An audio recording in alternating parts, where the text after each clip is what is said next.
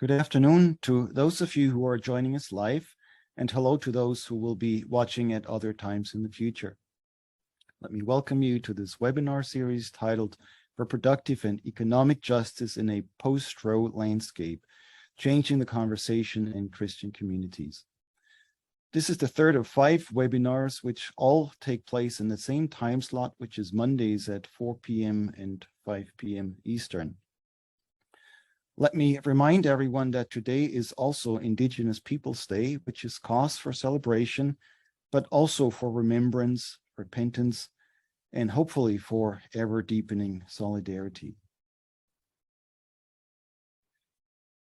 These webinars that you're attending have been designed by a team of scholars and activists who are also moderating our respective sessions under the auspices of the Wendland-Cook program in Religion and Justice at Vanderbilt Divinity School.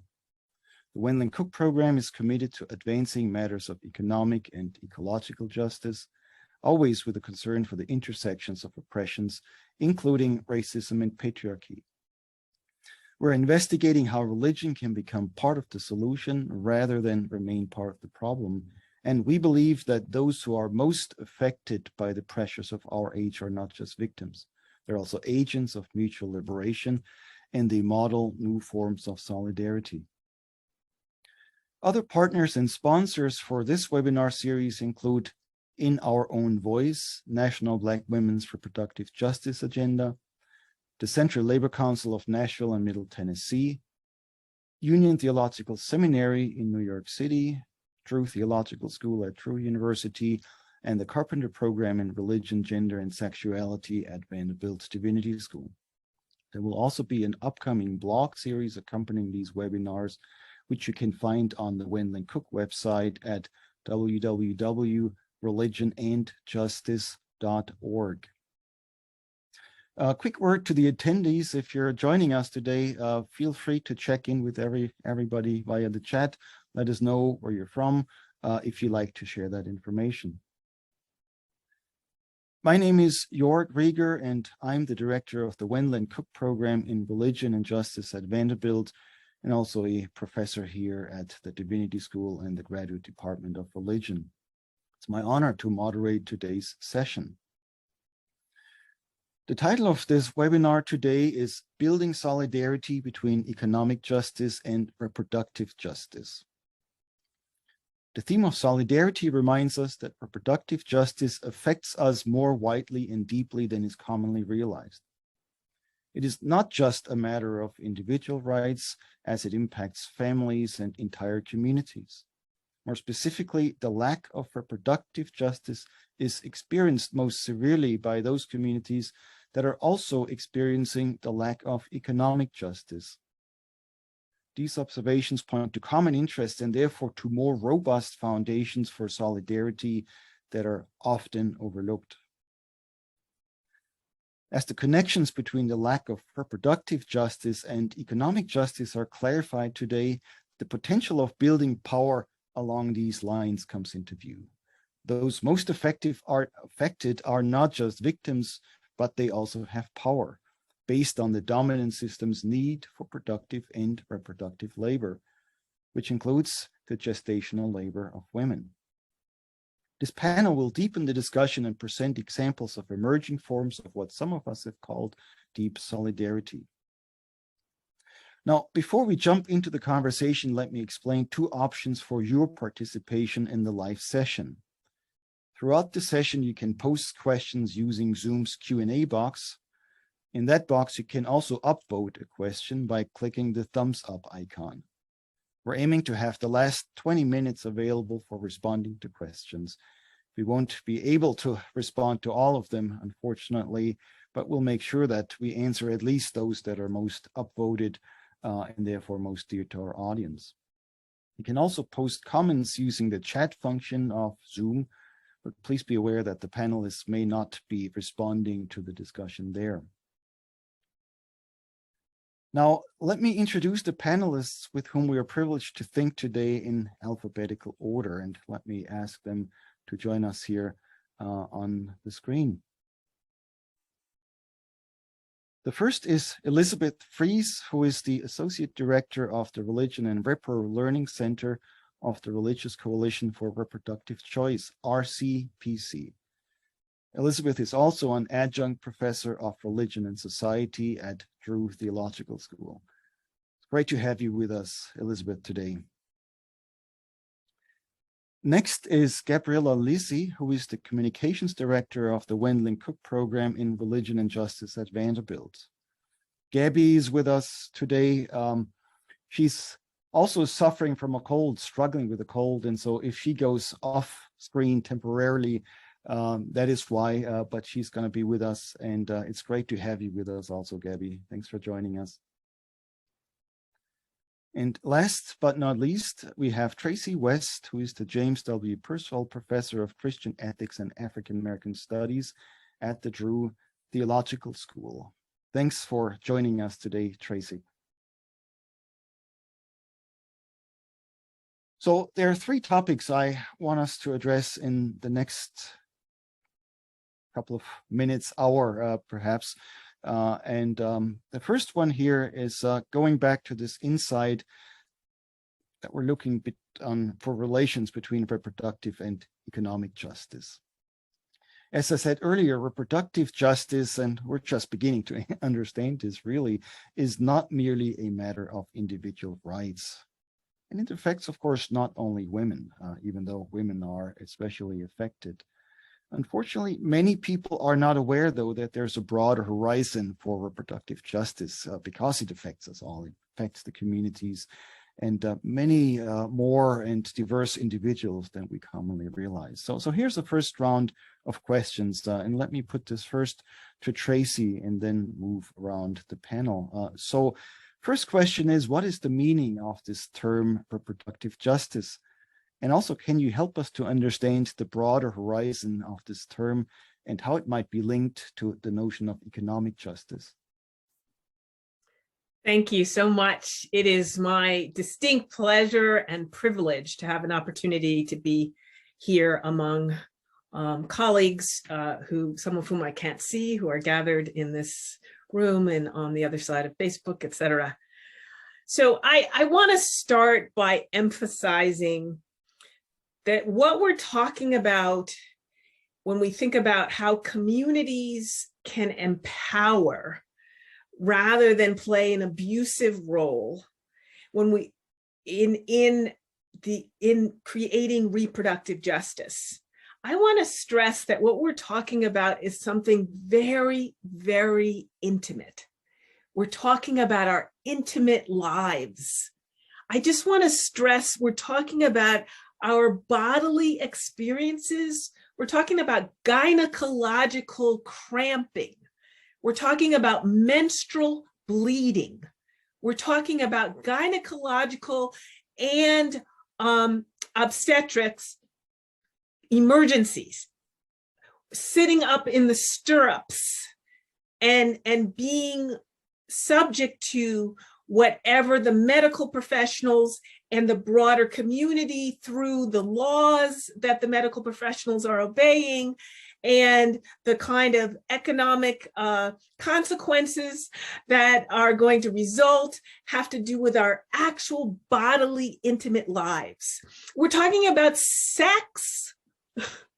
We're talking about erotic life, who we feel attracted to, how we act on that attraction. I just want to say, most importantly, I want to say it's about creating a sense of safety and security for women and all birthing persons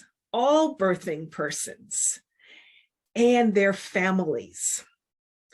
My source for talking about the definition of reproductive justice, I just want to footnote, has to be Sister Song and Black women activists who were part of Sister Song based in Atlanta.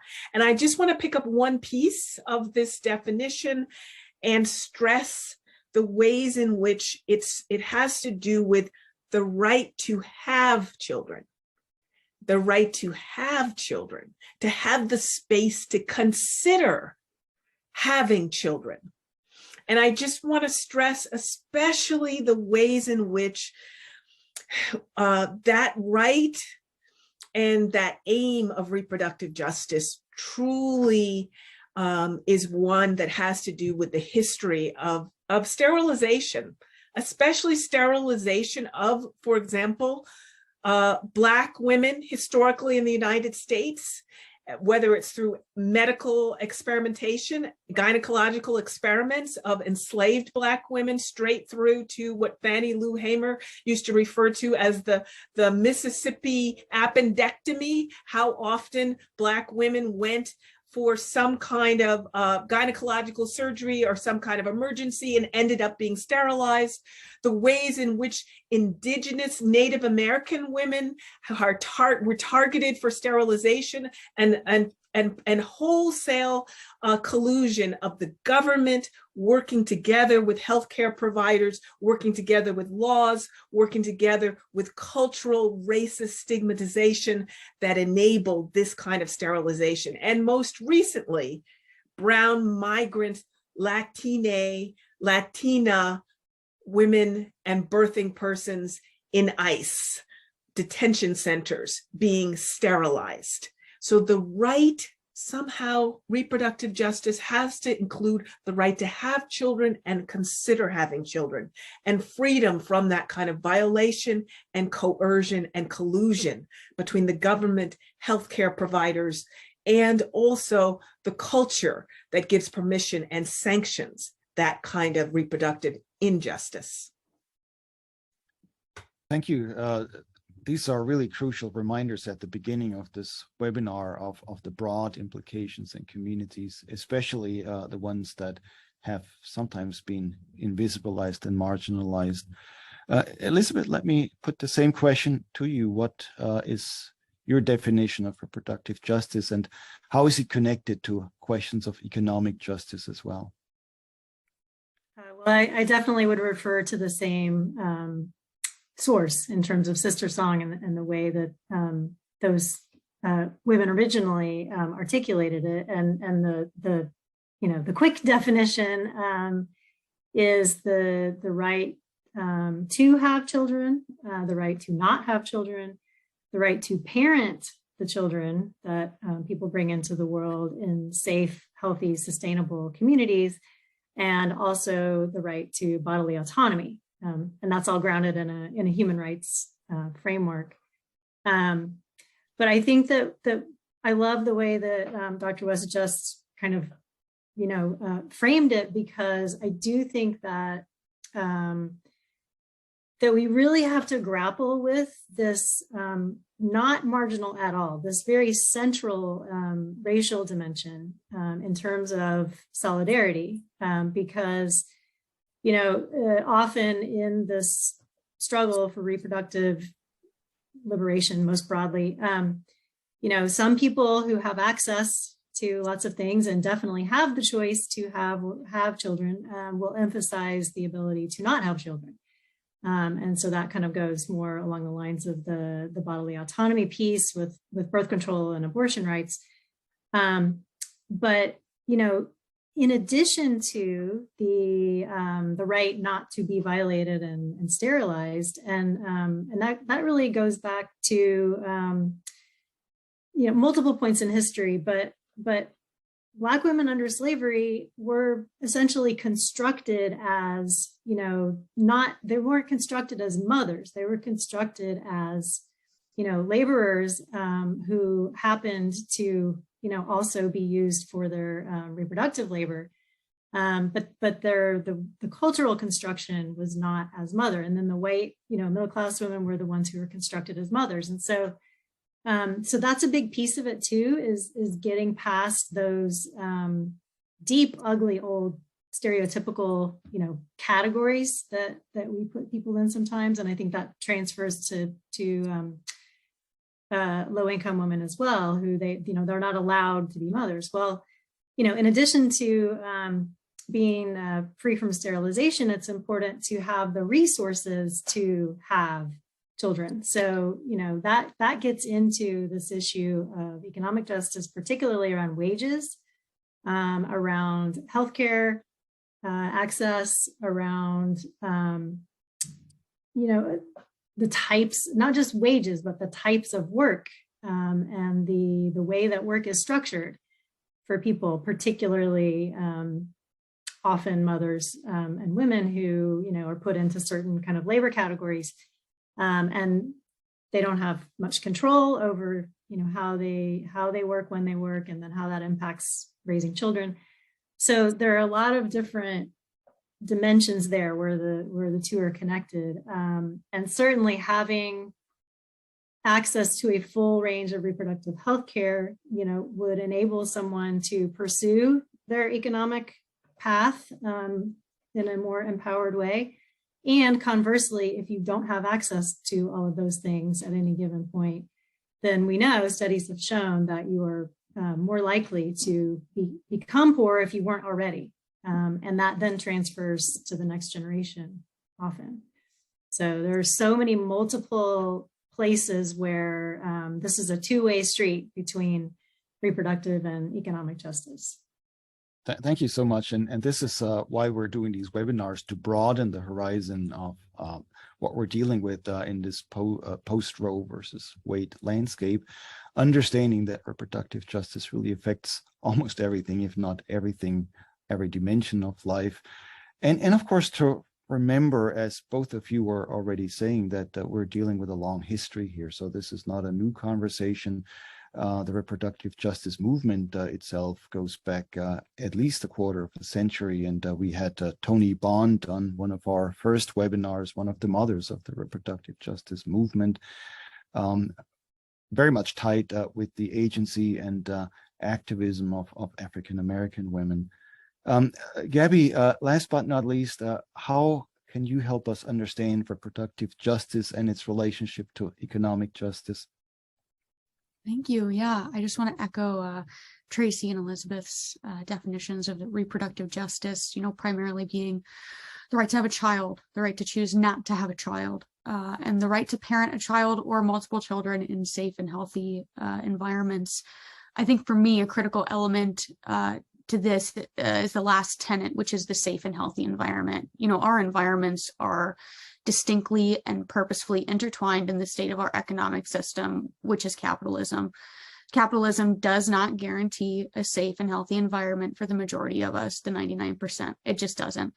Our current economic system guarantees a safe and healthy environment for the 1%, those folks who directly benefit from our collective labors and our collective reproductive labors and our individual reproductive labors. Economic justice and reproductive justice then overlaps in a critical way. Not only does changing our economic system alter our working and paid labors, like Elizabeth was alluding to, but it also directly affects our reproductive familial laborers in our own communities. And so for me, reproductive justice can't ever be separated from economic justice, just like it can't be separated from environmental justice. Thank you, Gabby. That is sort of the question we're really now getting into some more. But before we do that, maybe a quick second follow-up round on this first topic, this connection between reproductive and economic justice. Are there any specific insights from faith traditions that might help us understand what's going on? And any one of you, feel free to join in. How does faith actually help us to address the issues that you raised for us so well just now?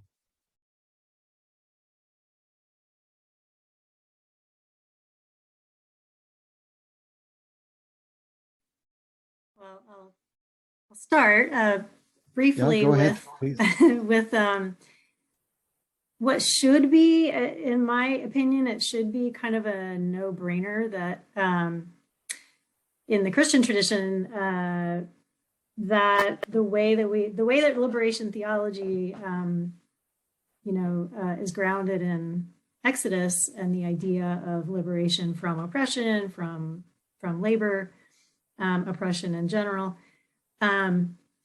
is relatively established. But I think what people often forget is that in that story, there's actually discussion of the attempted oppression of the Israelite women's reproduction. And not only that, but the story understands that if you overwork, now God manages to help them get past this, but it's still, the story understands that if you overwork people in oppressing them, like, making bricks or whatever they were doing, then it doesn't allow for the resources generally to be able to deal adequately with reproduction.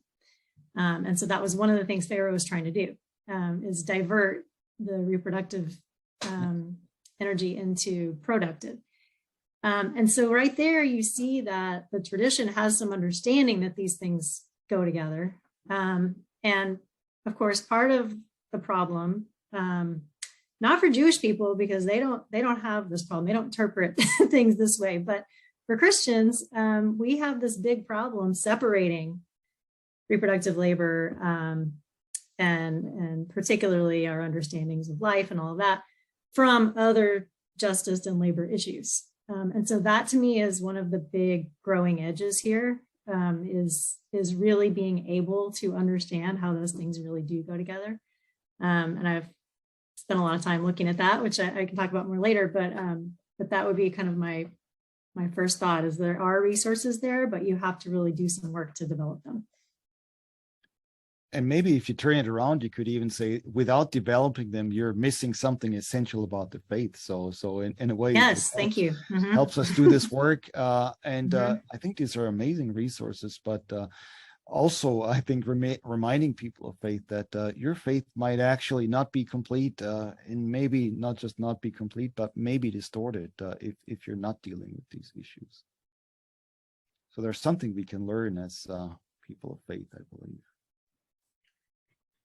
Yeah, I just want to jump in here. Thank you, Elizabeth, for pointing towards scripture, because I wasn't going to go in that direction. But then once you did, I thought, oh, yes, no, I should definitely do that as well. But what I was going to say before I get to my absolute favorite piece of scripture that relates to this, and that is, I keep coming back to embodied, and how our bodies, our actual bodies, are good, because I feel like the ways in which, Asian women's bodies and Black women's bodies and Indigenous Native women's bodies and also Latinx and all birthing persons' bodies get stigmatized has to be an important part of how we're talking about reproductive justice. And we have to confront that stigma. And how do faith communities talk about bodies as something good, and about freedom, and particularly sexual freedom? And how do we have a sense of that work outside the home, that is something that is good, particularly in a Christian tradition, and pleasure is something that is bad. And I think sexual pleasure is very much part of this conversation, because a right to engage in sex without, and make the choice of contraception without the intention of getting pregnant, and if you get pregnant, with making the choice that you can have an abortion. Right. And so how do we have those kinds of conversations are crucial in faith communities, in my view, to reproductive justice. And I just have to throw in the Magnificat, because I just love the Magnificat so much. And the importance of the birthing person, Mary of Nazareth, talking about bringing the powerful down from their thrones. And the importance of the economic justice message that is such, it signifies, it gives meaning, it helps us to understand her embodied state of being a birthing pregnant person in that moment. And what does that mean for the gospel? And what is the message? What do we need to understand? And it is absolutely an economic and political message about bringing the powerful down from their thrones. And sending the rich away empty, as Mary concludes in the Magnificat. I oftentimes say this is a really crucial part of our faith traditions, and it may well be the only way to save the powerful and the rich. It's not being mean, it's not trying to do harmful things to other people, but it's really bringing everybody in line with this liberative purpose and bringing people on board. So again, this topic of reproductive justice as being so broad as to include everybody. Thank you so much, Tracy. Gabby, what is your take on our religious resources?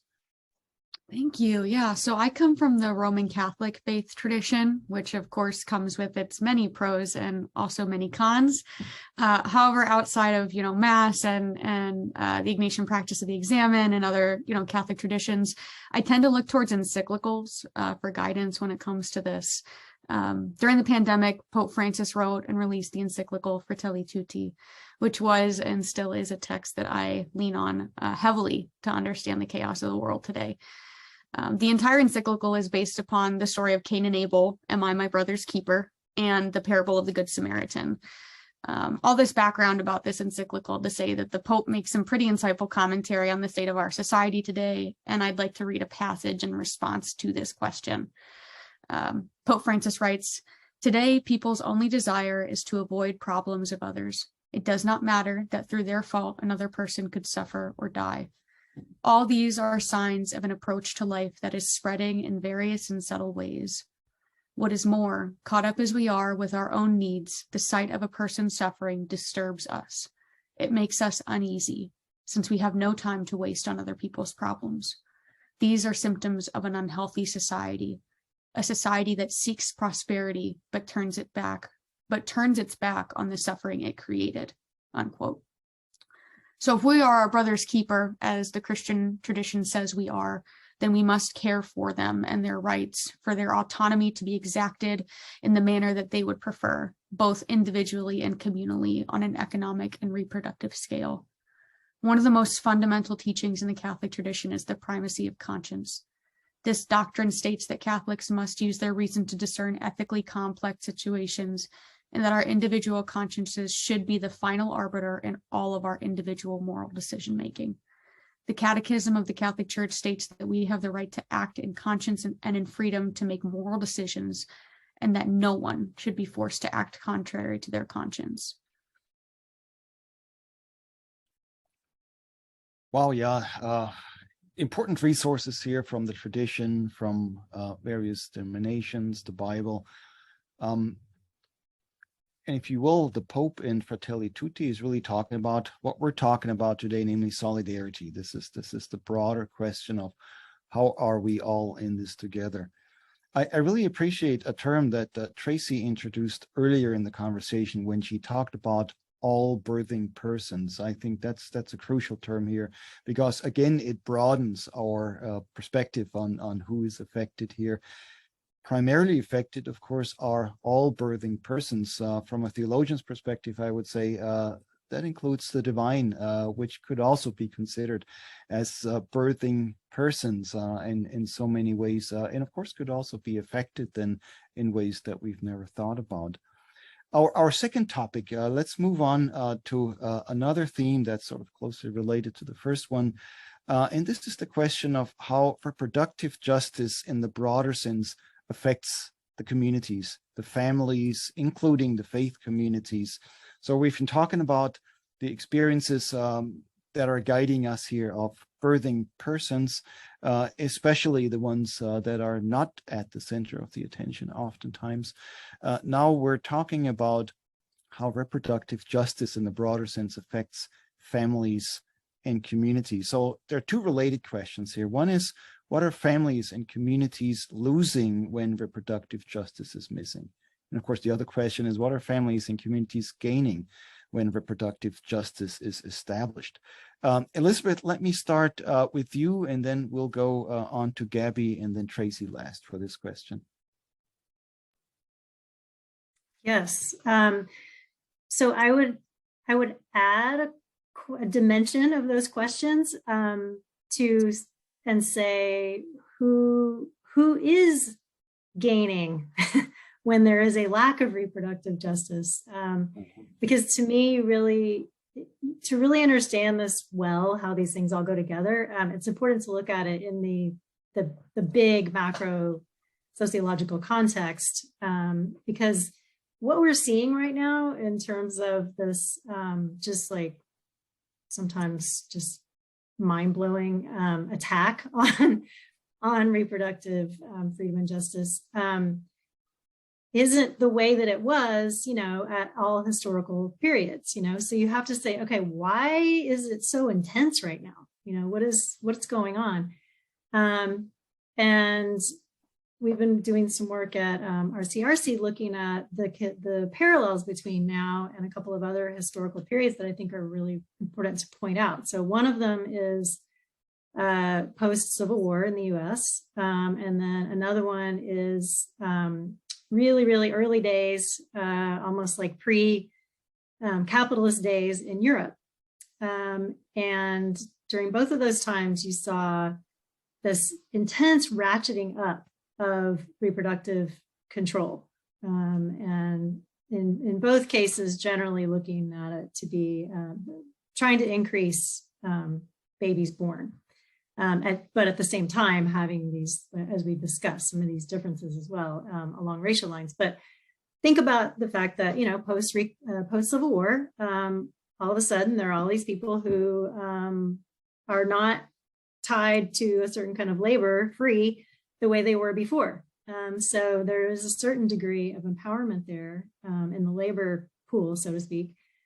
And this was also true as the Middle Ages ended, post plagues and things like that. There was a little bit of an increase in labor power. And right now we've had a declining birth rate in the US for some time. We have had improvements, I would say, in terms of labor union organizing and things like that, particularly in domestic laborers, service laborers, those categories where you see more often women employed. And we also know that we're sort of looking at a few crises, one of which is elder care. And I am personally impacted by that. And we know we have childcare issues that are just increasingly a big deal. So in this context, and then everybody's whining, if you look anywhere, even remotely in the business world, everybody's whining about, nobody wants to work, everybody's home sitting on their couch, taking in their benefits or whatever, which is ridiculous. But broadly speaking, we have a little bit of a labor freakout that has only increased post-COVID. And I would call those other two historical moments labor freakouts. And so we have to understand that making two levels, one, making more laborers, reproducing them for the, little bit longer term, but still not too long, but also making their parents desperate is another way that you can get people to work in worse conditions or for lower wages or, whatever.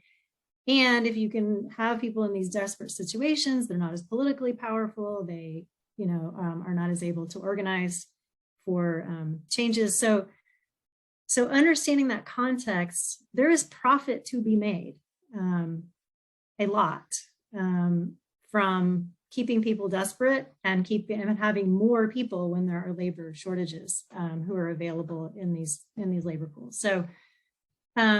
So that then means that the people who are particularly impacted, as we've discussed, are those who are in more oppressed categories, class-wise. But then that, of course, is linked up with racial categories and other marginalized groups, because those people are more discriminated against in the economically. So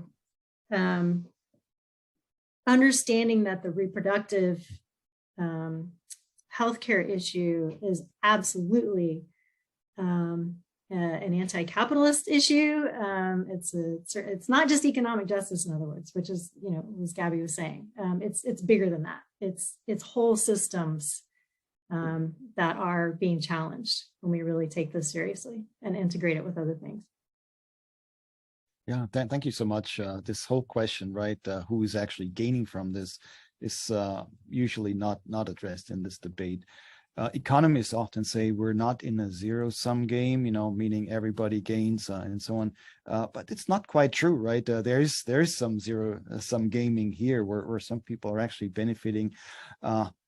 And nobody's telling us that. This is not taught in the schools, oftentimes not in the universities either. And so bringing that into the conversation here, I appreciate that thought.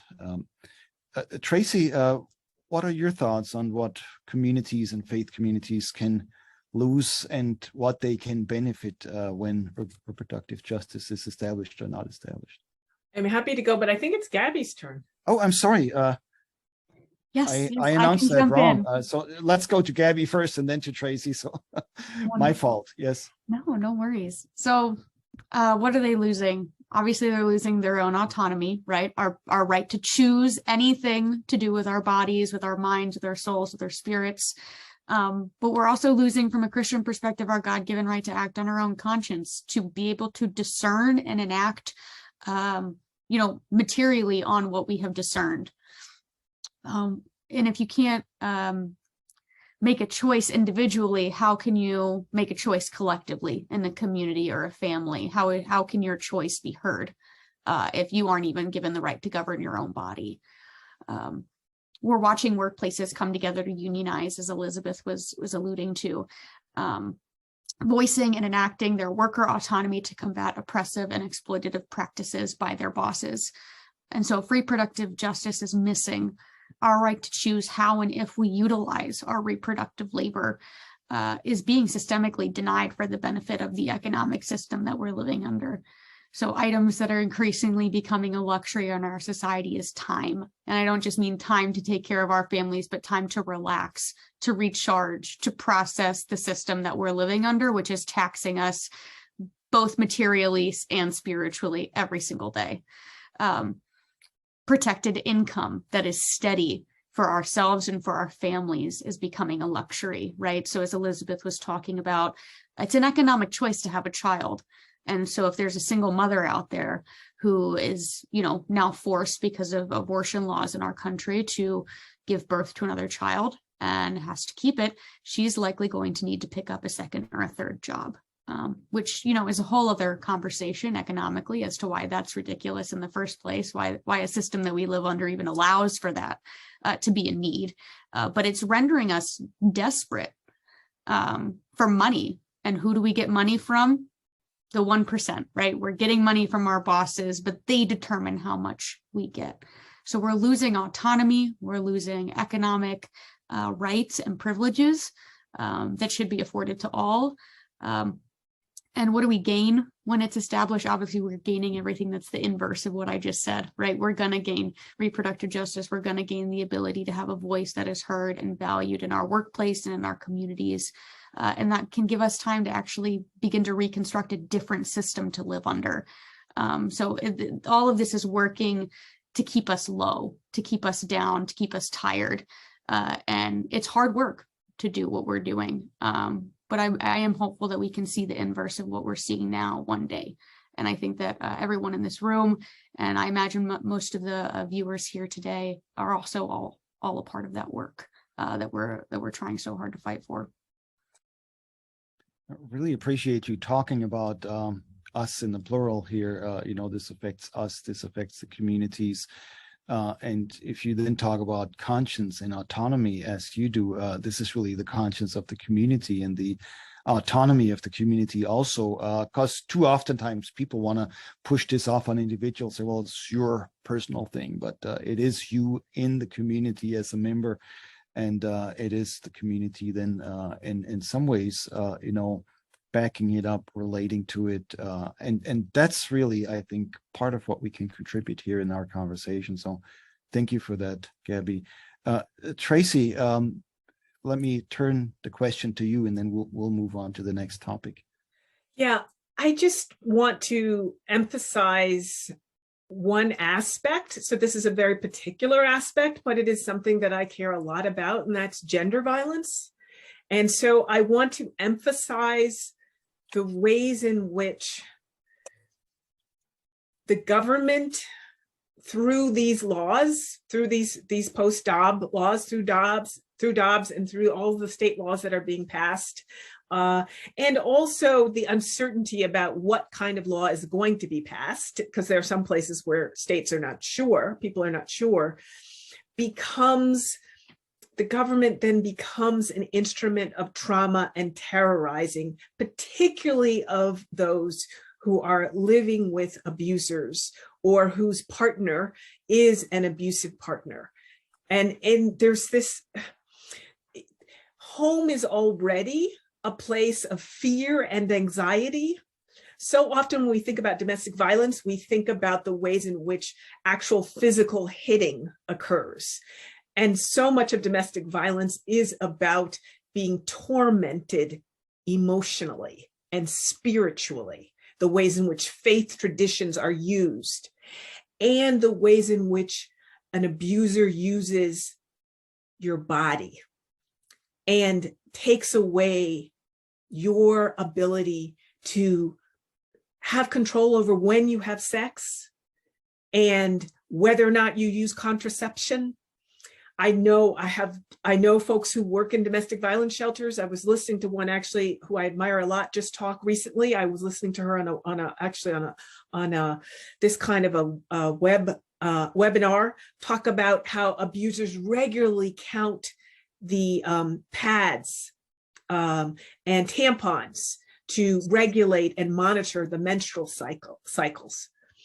And so with this broader way in which the state is monitoring through taking away one's right to contraception and to have a place to go, like Planned Parenthood, to talk through contraception decisions, for example, and to have a right to an abortion, it becomes this sense of not being sure whether or not, at what point you're going to be assaulted and how that assault is going to take place, and then what consequences it's going to have for your very body. Literally, in states where they're saying that in the case that rape is absolutely not going to be considered one of the conditions under which you can have an abortion. Literally, your right to say after being raped, after your rapist has already told you you have no rights over your body, the state is saying you have no rights over your body, literally. And in laws that are being passed that are saying in the case that the doctor has to decide whether or not your life is at stake. Literally, the state and the doctor are deciding the worth of your life and whether it is worth being able to, it is worth being that something that needs to be saved. And here you see this mirroring of the state, the community functioning as abuser, as terrorizer, as traumatizer, and also all of the, I agree with Gabby, all of the care and network that's impacted, the ways in which you are dependent upon childcare, you're dependent upon family members to pick up some of those gaps, your ability to decide if you're going to go to school, what job, being able to get to your job, needing to show up and prove that you were raped. All of those things have economic consequences for your life and are directly, they are directly in this kind of, you're caught in this machine of trauma and terrorizing. So for families, for family life, and also broadly the community network that you as an individual, but you're always tied into other family members who are impacted with that same sense of anxiety and fear and trauma. Thank you for helping us broaden this one more time. It's interesting that the government is taking such an active role, and I think it takes us back to Elizabeth's question, who is really gaining here, right? For whose benefits are these interventions being made? And of course, who is losing? And I think we're becoming clearer and clearer that there are many people losing here. And of course, those most affected are the ones that can guide us into this broader understanding of loss. This is really the question of solidarity to which we now turn. But before we go on, let me invite the audience to start thinking about some questions in about 15 or 20 minutes. We will be taking some questions, so Feel free to put your questions in the Q&A. Feel free to upvote the questions that are most of interest to you, and we will get to them then in that order. And also, before we go on, let me just check with the panelists. There any comments that you would like to make back to each other? Any quick responses before we go on to the next topic? Yeah, I had one quick one for Gabby about parenting and environment. I think it was early on. And I just thought that was such an important point about the ways in which you create safety and security as a parent. And that's part of the decision-making one makes when you're making choices about having children. And I was just thinking about just clean water, access to just really basic environmental ways in which you are poisoned, and that the unsafeness of your environment and your lack of control over that. So I was just wondering if that connection is a good one to make as we're thinking about this broader understanding of economic justice as part of reproductive justice. Absolutely. Yes. I was raised by a single mother, and we lived beneath the federal poverty line for 90% of my childhood. And there were days when we didn't have heat in the middle of winter. I would wake up at home and there would be frost on the inside of the windows, not the outside, the inside, right? And, you know, she had considered an abortion when she got pregnant with me. There was no support system for her. There was no family help or communal help. And she had to deal with that decision that she made to keep me, to protect me from the environment on an economic scale, on an emotional scale. We can't even get clean water in Jacksonville, you know, and like these are choices that we're making for a parent to raise a child in a community where the community is not able to make choices to protect itself because the state is denying them access to resources that they need. I mean, that's pretty big. And to say that someone who gets an abortion doesn't care is quite the opposite, I believe. Whether they're centering their autonomy or they're looking at the world around them and say, I don't have the resources for this. There is not access to resources. The state is not helping me. The community is being hindered by the state. I mean, yes, 100% the environment, whether we're talking about ecological justice or, you know, right here in our material communities, all of these have impacts on the way that a child is going to be raised in this world. And unfortunately, in the society that we're living in right now, that's somehow being turned around and used against us. So it's very curious. It's very, very curious.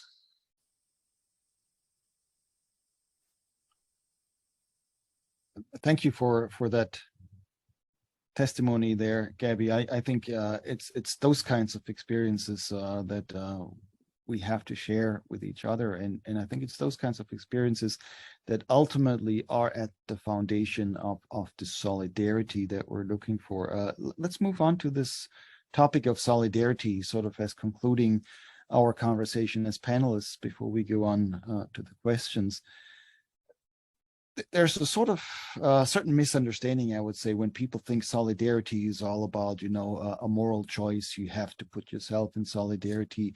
You must do some things that you otherwise wouldn't want to do. I have long argued that solidarity is really based on common interests, and I think this is what we're seeing emerging here.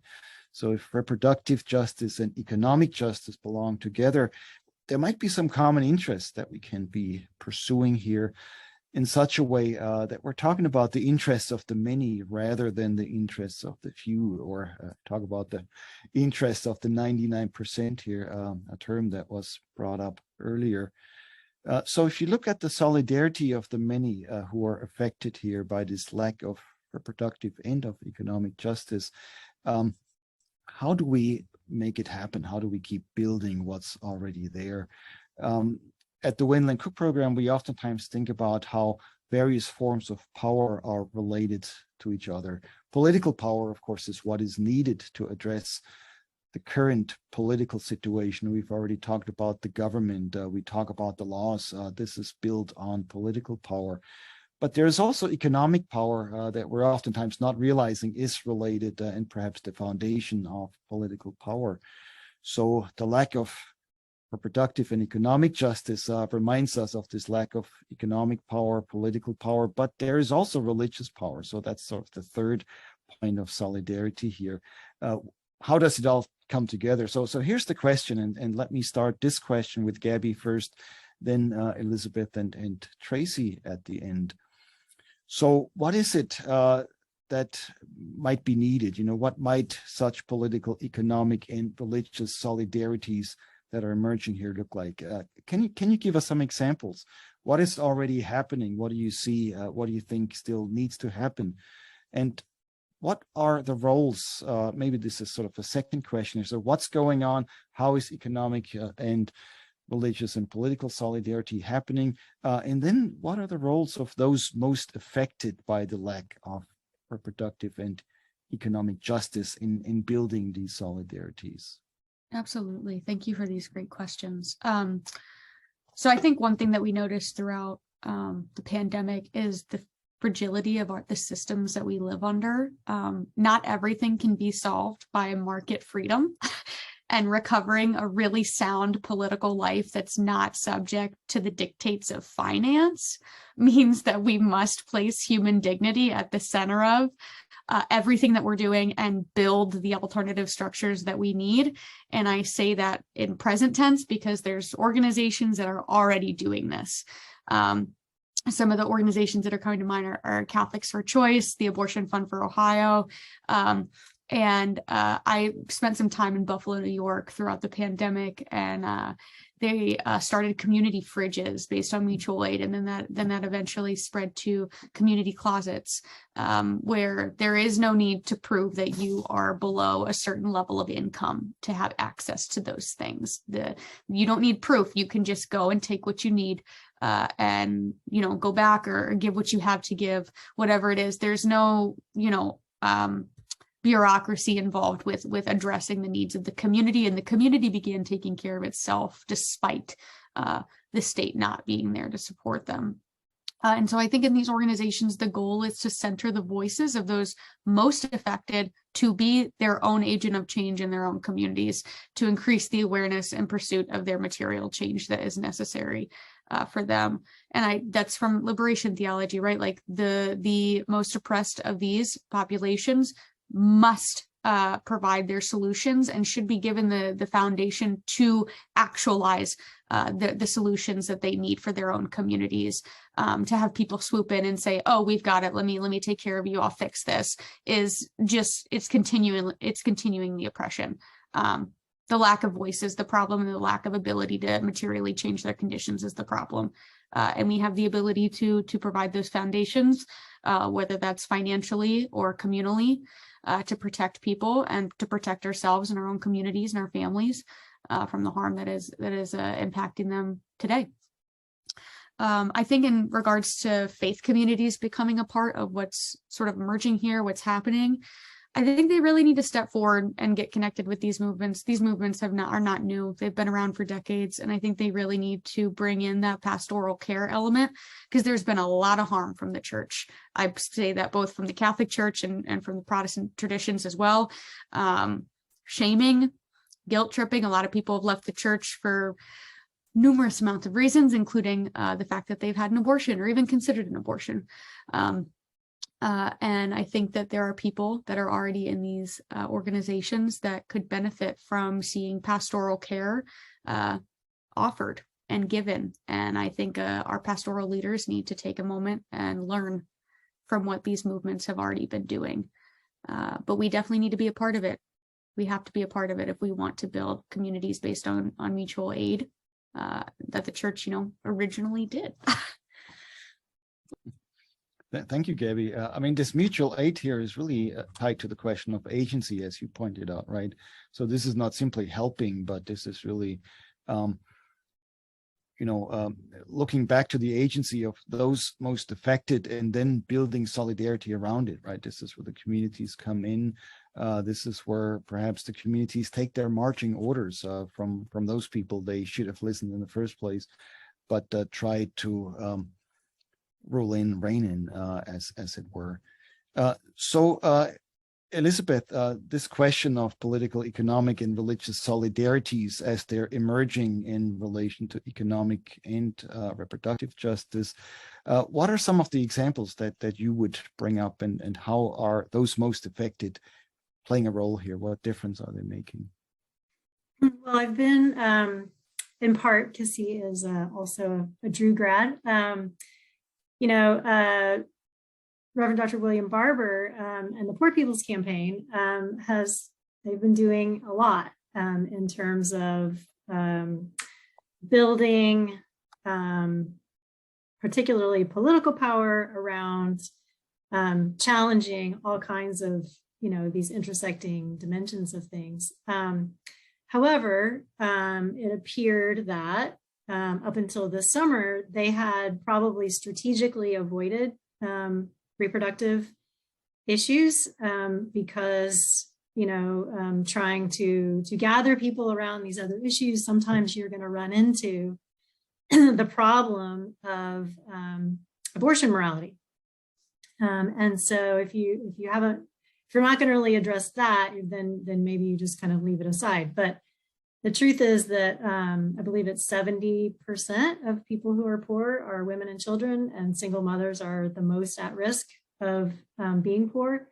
So, and I guarantee you that the leaders of the Poor People's Campaign know full well that reproductive healthcare is a huge part of why people either are or are not poor. So I think that post-Dobbs, they finally realized, okay, yeah, we can't, put this aside anymore. It's too obviously central, and it appears that they are starting to speak more directly to it and incorporate that as an issue. So I think that's very heartening, because I think both their cross-racial and cross-class solidarity that they're building, and if they weave this in, then I think they'll even have more reach. And obviously they're doing it from a faith-based perspective. So to me, that's very encouraging. But I'll point out resource that I think may have already been put in the chat, the abortion morality toolkit that I worked on with my colleague, Reverend Angela Tyler Williams, who appeared last week in this webinar. And really what we were trying to do is help people, particularly progressive Christians, to deal with this issue of abortion morality deeply, so that they can get past it, because everything the religious right is saying is ridiculous. But a lot of people don't know why, and so really trying to delve into that in order to get past it. Then you can start to weave these justice issues together from a faith-based perspective more easily. And I think there's a lot of power there. And then secondly, I want to echo what Gabby just said, and even more strongly say that I think that religious communities really need to provide they need to do their own work on these issues. So sexuality, repro, all of that, like huge, major. This is transformational to the church. It should be. The church can't really help that much if it's part of the problem. And so it really needs to look at itself in terms of its own theology and even its liturgy, and the ways that it is perpetuating some of these cultural realities that are leading to some of these problems. But then if it can do that, the church has enormous power and resources, not just morally, in the community, but it has the ability, and has in social movements, been not only pastorally helpful, but also materially helpful, in bringing people together to bring resources together to support things like strikes, because that's what's happening in other countries. They're not just messing with political power. They are bringing large amounts of labor power to the issue, particularly including reproductive issues, because they know that that's an important form of power to use. And so imagine if the Catholic Church, just imagine, if the wealth of the Catholic Church were to be part of supporting strategic strikes in certain areas to get rid of, some bad laws and bring in some good ones, because businesses wouldn't be able to continue to support the laws if people were striking. So I just think there's a lot of power that is intersecting religious, economic, and political if we really start to think that way. Yeah, thank you so much. I really appreciate where you started us off, because too oftentimes in community organizing and other forms of building power, there's this assumption that certain issues are divisive or special interest and therefore shouldn't be brought in. And I think that the real change here, the real shift, and that's fantastic, fabulous for the future, is understanding that reproductive justice is not a special interest issue. It's not a divisive thing. But if you don't get it there, chances are maybe you're not getting it anywhere else either. And so for us to now make this argument, as we've been making now for the past hour, that these things belong together and that there can be no social movement that addresses these issues in separation from each other, that neglects reproductive justice as just a special interest issue. I think that that's really crucial. And for faith communities to realize that would be a whole new day.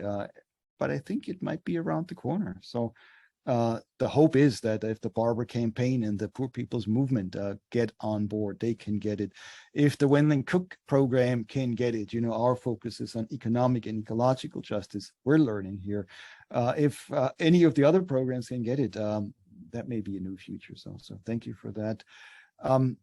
Tracy, let me put this question to you about where you see political, economic, and religious solidarities emerge, and how especially those most affected are agents in that. Yeah, I'm happy to chime in. I just want to add the leadership of Reverend Liz Theo-Harris as one of the leaders of the Poor People's Movement, who has articulated the importance of reproductive justice, and that I definitely see the Poor People's Movement and a lot of the leaders in the Poor People's Movement as having enormous skills to build coalitions, in part coalitions that understand very, very clearly the ways in which poor people's lives are monitored and regulated.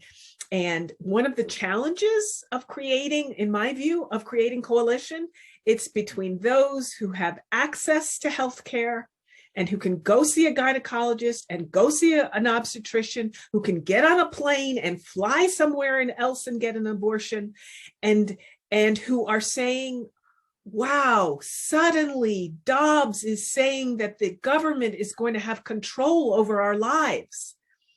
Those people who are shocked that the government is exercising control over our lives and our bodies, versus the people who are on SNAP, who are on TANF, who live in public housing, whose every move is regulated and controlled, and they're going to get thrown out of their housing if they just the most minor infraction. They're surveilled.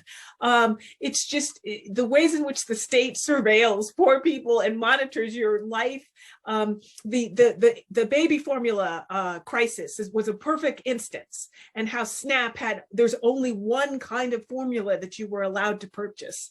So in some ways, Poor People's Movement and folks who are doing that kind of organizing, they really get this is just one more in an ongoing struggle about what it means to be surveilled and regulated and viewed as an object, and that you must resist that at every turn, and your body told what you can and cannot do with your body, and the ways in which you have access to healthcare, all kinds of healthcare, including reproductive and gynecological. So how do we have a coalition, to me, between those who are just stunned that now there is somebody saying that there's control over their bodies, that the government is going to have control over your bodies and your intimate life, and those for whom that is an everyday occurrence?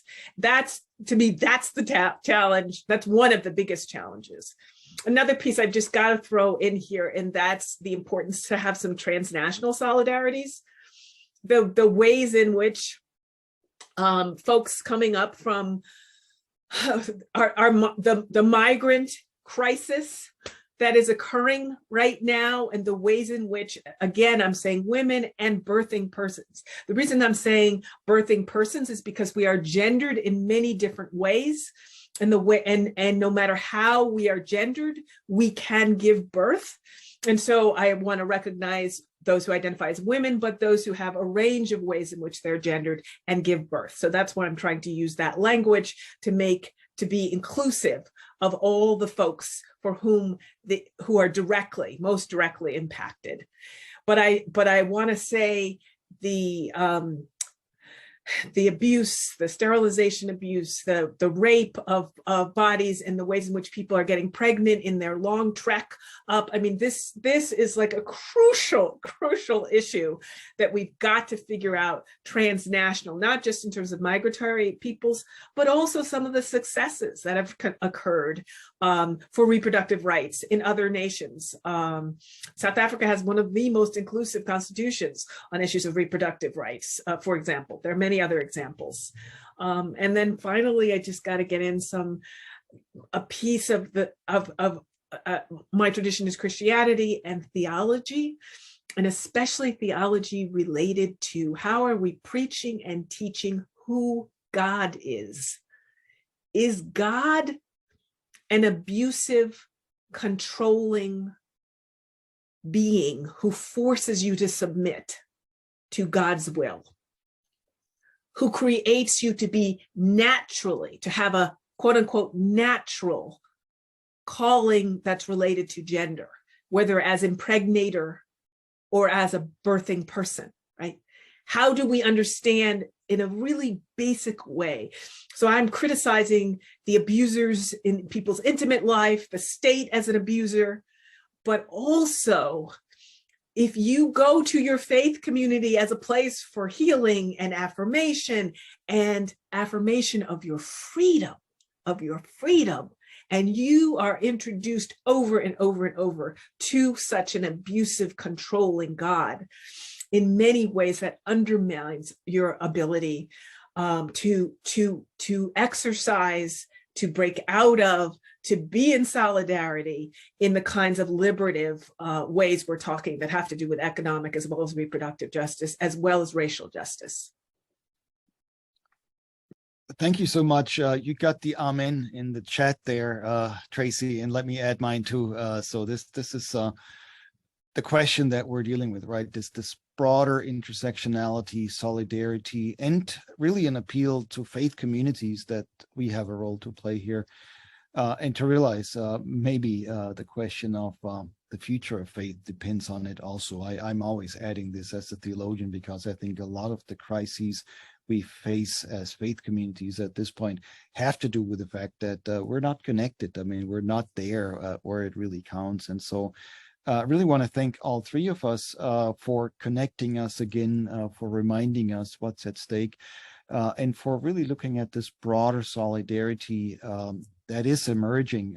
You can also see it, by the way, if you look at the co-sponsors, right? One of the co-sponsors is the Nashville Middle Tennessee Central Labor Council, then some of the movements, and of course some of the academic institutions that are ultimately built on the shoulders of everybody else.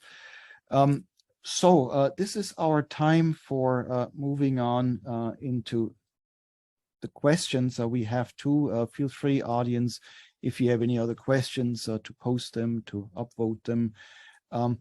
Maybe before we go there, one final invitation to the panelists, if you would like to address something that was said here in this final round, want to just unmute yourself and jump in, or else we'll go on to the questions. Well, I got excited as Dr. Vest was talking, and especially as she posed the question, which she didn't pose exactly this way, but I'll push it slightly, between the people who all of a sudden are like, whoa, wow, why is the state controlling me? And all the other people who have been dealing with that forever. I think you're talking about class right there, generally speaking, but sometimes race also. And I think that a lot of people who tend to fall in that more affluent class place around these issues are often moved by ecofeminism. I would hope that they would also learn more about eco-womanism, because that's, where you can bring in more of this intersectional reproductive justice dimension. But I think that if they can understand it more broadly, in terms of a lot of the ecological commitments that people have, that can help start to really bridge all of these things. And then I also just want to point to what several of you are saying with regard to, well, and Dr. West in particular, the God who is controlling everybody. We all need to realize that in the story of Genesis, God isn't the one who does all the work.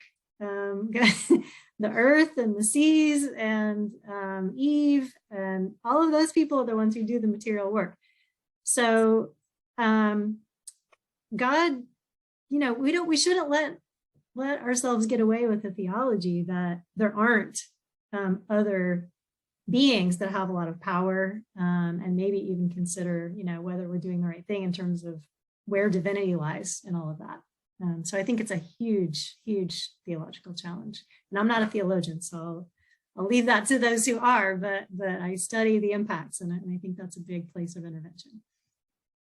I say that's a question we have to answer together, theologian or not. I think a lot of us have some insights here, and we've been repressed for so long that the assumption was, somebody can tell us what that is, and then usually it's the theologians who haven't always been working for the common good here either. So thanks for that reminder.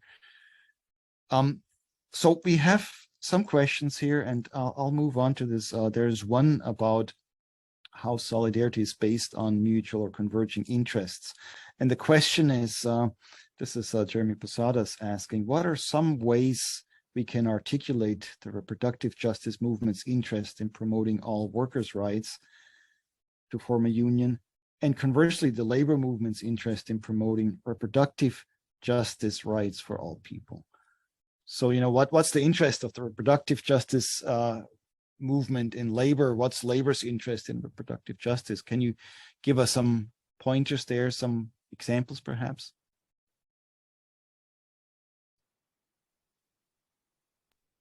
I mean, I'll just put it pretty bluntly. Everyone works in our society. Everyone has some type of labor that they contribute to society. And if labor unions and the labor movement that we're seeing right now genuinely is centering the rights of the laborer and the right of the worker, that necessarily includes those who can participate in reproductive labors and who choose to participate in reproductive labors and who choose not to participate in reproductive labors. So I think that they're one and the same, and that if labor movements are not including this in their practice, that needs to change, and that we don't need to just tackle one issue at a time when it comes to the labor movement that we're seeing right now. Thank you. Yeah, I mean, clearly we've talked about the fact that that people who need reproductive justice in part need economic justice. So they need better wages. And so they're better and conditions, environmental conditions. So they're more apt to, support those things for those who are primarily interested in those issues, if those people are conversely, supporting their reproductive particular concerns. And I think that's the issue of work is so crucial. And I think it's work/labor, because that really is the common denominator, I think. And particularly things like, like the maternal health crisis, particularly among women of color and people who gestate of color. And, if we understand it as a labor issue, then it isn't hard to understand that's like a labor conditions. It's like a work conditions issue, and often these things go together, because the same, water crisis that's affecting people at work, in Flint or Jackson is affecting the people who are at home dealing with kids or whatever. And so, you know, these things are really easy to put together relatively if you start to think about them in terms of labor, I think. Yeah, thank you. Well, I just want to say thanks a lot, Jeremy, because you know you could answer that question best. But I want to just add just the importance of just the kinds of things that labor unions need to fight for and bump up on their agenda that are directly related to reproductive justice, and how do they step up their game in terms of saying, all right, this has to be a crucial piece that we are negotiating for. And it can be anything from there are companies that bar in terms of the benefits, particularly medical benefits, that bar employees from using their medical benefits for birth control or abortion services. I think Hobby Lobby is, particularly because I know there was a Supreme Court case, Hobby Lobby Supreme Court case, right? So they're not the only ones, but so then how do workers and labor unions pay attention to ensure that kinds of restrictions are not there, and in fact just the opposite, that there are opportunities as part of the medical benefits included for a range of services, including any kind of reproductive health care that's needed, and then the obvious ones related to child care and all of the care labor and what kinds of leaves that are needed to support parenting, but also all kinds of family, all the kinds of family care, and how do we bump that up as part of what it is labor unions fight for as absolutely crucial, just to include in our reproductive justice agenda, that last piece that both Gabby and Elizabeth really stressed about parenting. That is part of the justice agenda, and that's part of the decision making that people are making, because so many people, I believe the vast majority of people who have abortions are parents with children. And so part of what can people really, how can they sustain their families? And that is a really crucial part of a decision making. And it's a communal, right? A communal message that gets sent through labor and working conditions. Thank you. This is a broader question that hopefully we can continue to be in conversation about, because you might also look at it from the question that Elizabeth raised earlier: who gains here, right? And I think it's not hard to see that who gains from the exploitation of productive labor also gains from the exploitation of reproductive labor. And if you wanted to add to that, you would actually have to admit that reproductive labor is the foundation of productive labor, right? Reproductive labor, the labor, of course, here specifically of women, including gestational labor, but also the labor oftentimes relegated to minorities, relegated to non-human, other than human nature, is exploited triply, doubly, triply, quadruply. It's the sort of exploitation that really is at the root of all other exploitations. In fact, I've argued in my recent book that this is a matter of ultimate concern, what Paul Tillich used to call the basic concern of religion and theology, ultimate concerns. If we realized how that ties us together, I think we could really start fighting together in a new existential way that would bring us on not a common plane only, but really into the common struggles and build the kind of power that we're talking about. And ultimately for me, as somebody who is not really a birthing person himself, I can help, I can come along, but the guidance comes from those people that all of you have pointed out. And so this is where we have to pay attention, and this is where we have to listen more closely. There are two questions here. One, I guess, is addressing something that Gabby said earlier about the Pope. The other one is addressing a question directed to Professor West, Tracy West, on how she sees the principles of womanist theology cohere and enhance the principles of reproductive justice. So let's go with that question first, because I think that relates directly to what we were saying, right? We have to listen to those places that are oftentimes experiencing more than one form of oppression, and to find the solidarity there. But Tracy, could you say a little bit more about the womanist approach and how that? Yeah, no, I would be happy to do so. But if you don't mind, can I just defer? Because I think that first question was there for Gabby for a while. Oh, okay. So I just like to to defer and just give you a chance, Gabby, just to talk about this, because it was such a wonderful quote from the encyclical. And I'm happy to say something Yes. about womanist theology and ethics. Yeah, thanks for helping me do my job better there, Tracy. That's true. That first question. I just don't want to take up. Karen Marsh. Yes. I want to share the space. Let me just read the question and then turn it over to Gabby. Yeah, thank you so much. So, how do you reconcile the Pope's encyclical Fratelli Tutti and his continued condemnation of abortion? This is a great question, Karen. Thank you for asking it.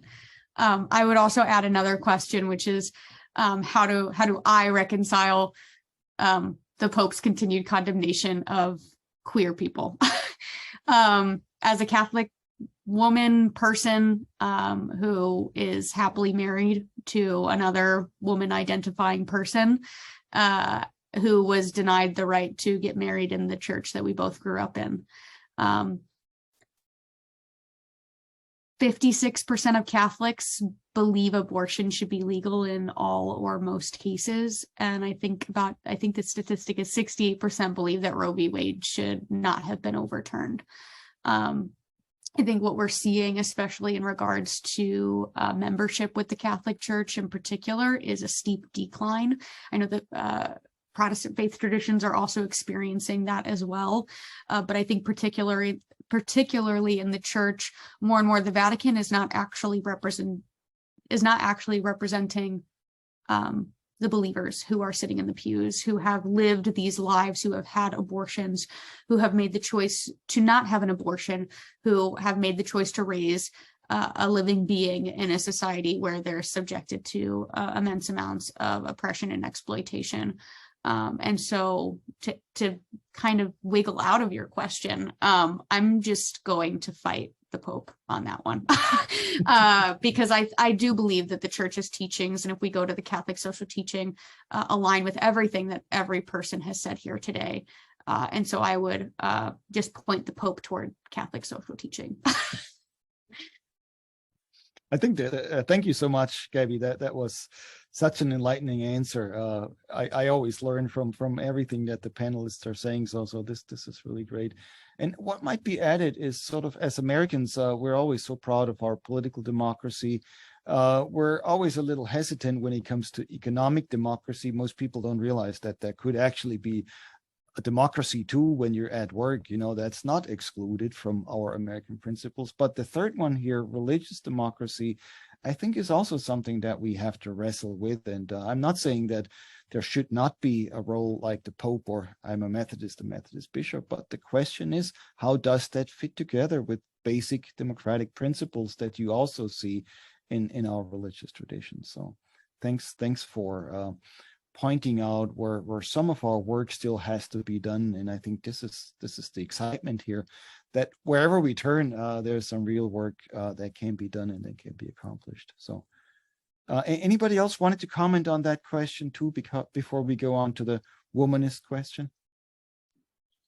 I just want to add, I am a United Methodist, cradle, baptized as an infant, and it is a denomination that is extremely homophobic and heterosexist and does not allow full equality of lesbian, gay, bisexual, transgender, intersex persons and heterosexuals in terms of ordination, in terms of pastoral care, including marriage.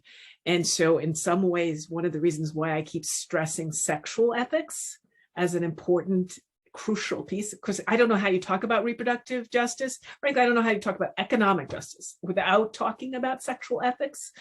But it allows us to understand how crucial the stigmatizing and disenfranchising based on gender and sex is directly linked. People, members, Christians of whatever traditions we are in my case, United Methodism, in the case you're giving, Roman Catholicism, is crucial to our understanding of the kind of change and transformation that's got to take place. It has to be a broader sexual ethic, including, I just keep throwing in this distinction between work and pleasure. That one is good, one is sinful. and so I'm adding to the labor. I'm disturbing a little bit what a couple of you are saying about the importance of labor, just to say, I also want to say the importance of pleasure. How do we have a sense that and pleasure and rest and erotic life, and that as a freedom, as something that God fully intended, didn't make a mistake, but intentionally created as part of who we are as human beings, not merely as reproductive and our reproductive capacities. And again, the question of religious democracy, I think, applies to Methodism too. We don't have probably the numbers that Gabby had for the Roman Catholic tradition, but I have no doubt that the majority of the members are actually on the right side of these issues, and that a lot of this repressive culture is actually coming from a minority who ultimately benefits from it, or maybe don't even realize that they're not benefiting as much either as they're told. And so again, I think it takes us back to this question of democracy and solidarity. We're almost out of time. Tracy, you want to? We are. I'm so sorry. Can I just in all too brief a fashion, just affirm the importance of womanist theology and ethics, and the ways in which, one, there's an emphasis in embodiedness that is so central to womanist theology and ethics, and affirmation of embodiedness, and particularly Black women's embodiedness, but in towards liberation and freedom and affirmation of all of creation and human embodiedness. So that's a really crucial aspect, as well as the stories and the lived experiences, making a theory praxis connection that womanist theology does, that you have to tell the lived reality of what it means to actually be, in many cases, a Black woman, a Black birthing person in the United States, and what you're up against, that has to be part of the theology. The theology is never something that floats above and is disconnected from that lived experience and struggle, and also creative and inventiveness. Thank you so much. I would definitely second that and re-emphasize that we're all in the debt of womanist theologians and the work that the movement has been doing. So this is, of course, one of the bedrocks here that we're talking about when we talk about solidarity.